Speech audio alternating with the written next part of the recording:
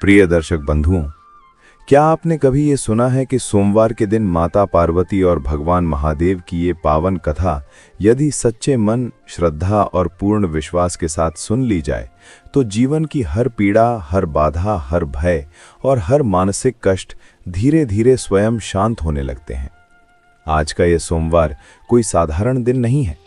जब करुणामयी माता पार्वती और कल्याणकारी भगवान महादेव अपने भक्तों के जीवन से दुखों का विष हटाया हरकर उन्हें शांति, धैर्य और शक्ति का वरदान प्रदान करते हैं।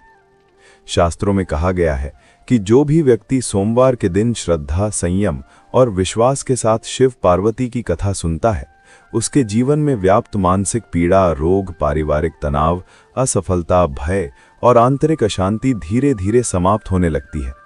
लेकिन आज जब आप सोमवार के इस पावन दिन माता पार्वती और भगवान महादेव की कथा सुनने बैठे हैं, तो मानो करुणा और वैराग्य की दिव्य ऊर्जा आपके जीवन में उतर रही हो। महादेव ये समझा रहे हैं कि दुख स्थायी नहीं होते और माता पार्वती ये विश्वास जगा रही हैं कि प्रेम, धैर्य और समर्पण से हर पीड़ा का समाधान संभव है। वे पीड़ा हरने वाले वैद्यनाथ हैं। वे वो शक्ति हैं जो टूटे मन को संभाल लेती है, और माता पार्वती वो ऊर्जा है जो उस मन को पुनः प्रेम, आशा और जीवन से भर देती हैं। यही कारण है कि आज की ये कथा केवल सुनने की कथा नहीं है, ये दुख निवारण और आत्मिक शांति की साधना बन सकती है। मैं भीतर से इतना असहाय क्यों महसूस करता हूँ? आज का ये सोमवार ही इन सभी प्रश्नों का उत्तर बन जाए, क्योंकि जब भक्त की श्रद्धा और शिव पार्वती की कृपा एक साथ सक्रिय होती है। इसीलिए केवल सुनिए मत, हर शब्द को हृदय से महसूस कीजिए कि आप भी अपने जीवन में शिव का धैर्य और पार्वती का करुणामय प्रेम अपनाएंगे। तो आइए, मन को शांत कीजिए, दुख और भय को अर्पित कीजिए, हृदय में भक्ति और विश्वास का दीप जलाइए और माता पार्वती व भगवान महादेव का स्मरण करते हुए इस पावन सोमवार कथा की दिव्य यात्रा आरंभ करते हैं। ये जीवन को पीड़ा मुक्त करने के लिए होती है। शास्त्रों में कहा गया है कि जो शिव पार्वती की कथा को अधूरा छोड़ देता है, वो उसके पूर्ण फल से वंचित रह जाता है। इसीलिए निवेदन है कि आज की इस कथा को अंत तक अवश्य सुने। हो सकता है कथा का कोई एक भाव, कोई एक वाक्य या कोई एक संदेश आपके जीवन से हर दुख, हर पीड़ा और हर अशांति को सदा के लिए दूर कर दे। इसलिए इस कथा को प्रेम से लाइक करें, अपने मित्रों के साथ साझा करें और हमारे चैनल सनातन परिवार को सब्सक्राइब जरूर करें। तो आइए, श्रद्धा, धैर्य और विश्वास के साथ इस पावन सोमवार कथा की शुरुआत करते हैं। एक समय की बात है, किसी नगर में एक साहूकार रहता था। उसके घर में धन की तो कोई कमी नहीं थी, लेकिन उसके कोई संतान नहीं थे। इस कारण से वो बहुत दुखी रहता था। संतान प्राप्ति के लिए वो प्रति सोमवार को व्रत रखता था। वो पूरी श्रद्धा के साथ हर सोमवार को शिव मंदिर जाकर भगवान शिव और पार्वती की पूजा करता था। उसकी भक्ति से मां पार्वती एक दिन प्रसन्न हो गईं। इन्होंने भगवान शिव से उस साहूकार की मनोकामना पूर्ण करने का आग्रह किया। इस पर भगवान शिव ने कहा कि हे पार्वती, इस संसार में हर प्राणी को उसके कर्मों का फल अवश्य मिलता है। जिसके भाग्य में जो हो उसे भोगना ही पड़ता है। लेकिन माता पार्वती ने साहूकार की भक्ति का मान रखने के लिए भगवान शिव से एक बार फिर इच्छा जताई। शिवजी ने माता पार्वती के आग्रह पर साहूकार को पुत्र प्राप्ति का वरदान तो दिया, साथ ही ये भी कहा कि उसके बालक की आयु केवल 12 वर्ष की ही होगी। साहूकार माता पार्वती और भगवान शिव की बातचीत को सुन रहा था। उसे भगवान के इस बात से ना तो खुशी थी और ना ही दुख। वो हमेशा की तरह शिवजी की पूजा करता रहा। कुछ समय बीत जाने के बाद साहूकार के घर एक पुत्र का जन्म हुआ। जब उस बालक की उम्र 11 वर्ष हुई तो उसे पढ़ाई के लिए काशी भेज दिया गया। साहूकार ने पुत्र के मामा को बहुत सारा धन देकर उसे काशी विद्या प्राप्ति के लिए ले जाने को कहा।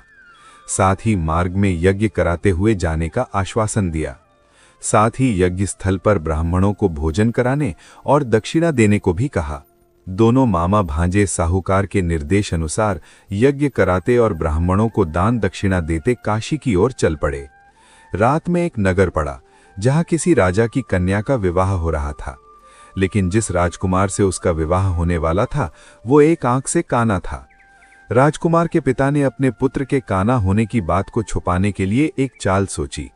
साहूकार के पुत्र को देखकर उसने सोचा, क्यों न इस लड़के को दूल्हा बनाकर राजकुमारी से विवाह करा दूं। विवाह के बाद इसको धन देकर विदा कर दूंगा, फिर राजकुमारी को अपने नगर ले जाऊंगा। एक समय की बात है, किसी नगर में एक साहूकार रहता था। उसके घर में धन की तो कोई कमी नहीं थी, लेकिन उसके कोई संतान नहीं थे। इस कारण से वो बहुत दुखी रहता था। संतान प्राप्ति के लिए वो प्रति सोमवार को व्रत रखता था। वो पूरी श्रद्धा के साथ हर सोमवार को शिव मंदिर जाकर भगवान शिव और पार्वती की पूजा करता था। उसकी भक्ति से मां पार्वती एक दिन प्रसन्न हो गईं। इन्होंने भगवान शिव से उस साहूकार की मनोकामना पूर्ण करने का आग्रह किया। इस पर भगवान शिव ने कहा कि हे पार्वती, इस संसार में हर प्राणी को उसके कर्मों का फल अवश्य मिलता है।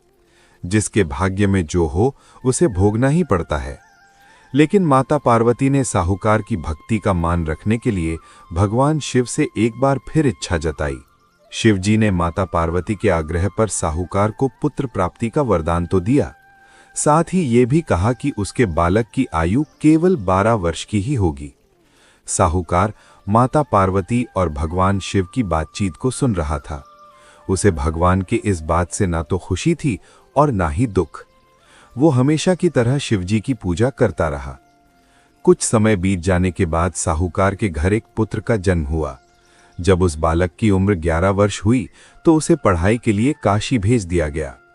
साहूकार ने पुत्र के मामा को बहुत सारा धन देकर उसे काशी विद्या प्राप्ति के लिए ले जाने को कहा। साथ ही मार्ग में यज्ञ कराते हुए जाने का आश्वासन दिया। साथ ही यज्ञ स्थल पर ब्राह्मणों को भोजन कराने और दक्षिणा देने को भी कहा।